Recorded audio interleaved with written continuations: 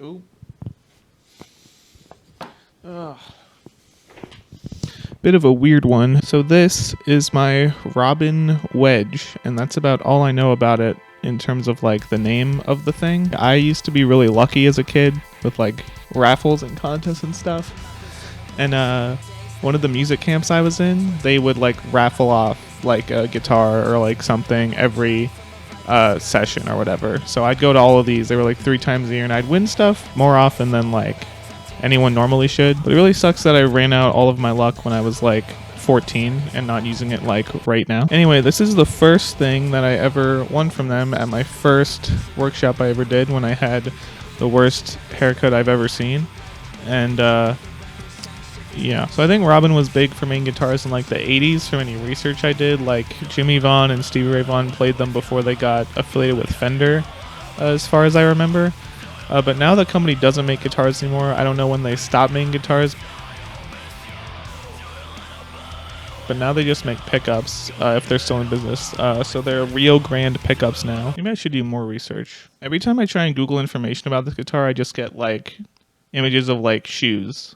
Like wedge shoes. So that's one of the reasons it's been hard to do research on this. Oh, cool. A bunch of pictures came up. Oh, myrareguitars.com. That should be good. Okay, so these were like a big thing in the 80s. Like I said, company started in 1972. So spec-wise, I don't know much about it. It's been hard to really find anything. I'm pretty sure it's 25.5 inch scale length. I think it's mahogany body, maple neck. It might be maple body, maple neck. I know that's weird, but it's so heavy. And I know maple's like, I think one of the heaviest guitar woods, which is why it's mostly necks. It's got a volume, tone, 3-way selector, nothing crazy there, but the body shape is obviously like the weirdest thing about it.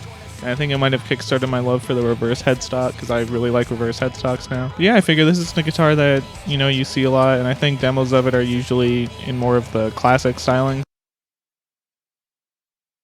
So I wanted to give it the me treatment, which is either pop punk, easy core, or gen, and you can guess because there's only 6 strings which one I went with for this one. If you want to see more of my music and guitar related content, be sure to like this video, subscribe to the channel, turn on the notification bell if you want to see every time I upload a video, which is not as often as I'd like, but that's kind of the story of my life. And yeah, I hope you enjoy this demo, or what do I normally say? Let's do it. That sounded so dumb.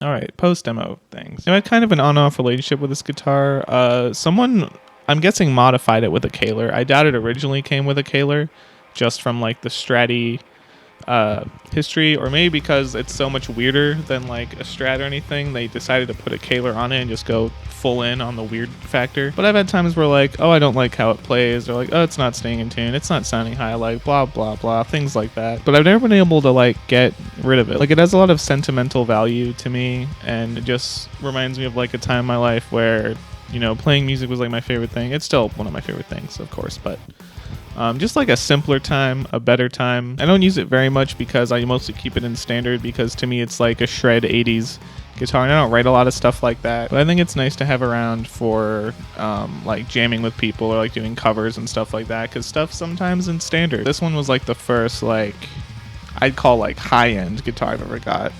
I think these were like 1,000 new when they were for retail. There's really not a lot of info, but I see them like reselling for like 2,000, 1,000, depending on the bridge configuration, the pattern, the year. And it was just like the first super nice guitar I ever had, because I, you know, as a kid, you know, you buy budget stuff. But this kind of came first for me. The neck shape is like a thin C. It's really comfortable. It's not too wide, not too flat. It's kind of the way I like it. The Kaler is something I really don't use. I've tried to like lock it down as much as I could, because I hate trems. They just make everything more annoying in my life. So I pretty much have it locked down. The electronics feel really nice. The switch feels really strong, and the knobs have a nice resistance to them. Not like, you know, cheaper guitars might have a much faster like rotation. The pickups, I think, are really like the star of this whole guitar, besides the obvious like, what the hell is this shape factor. They've got a nice bite to them. They've got a good amount of low end when you like drop the tuning some more. I've usually only had this as low as a C sharp back in the past. Now it's mostly in drop D. I've never once ever had the desire to change them, but despite like the super weird shape, it feels pretty comfy to play when you get in the right position. I guess I'd say there's a design flaw in where the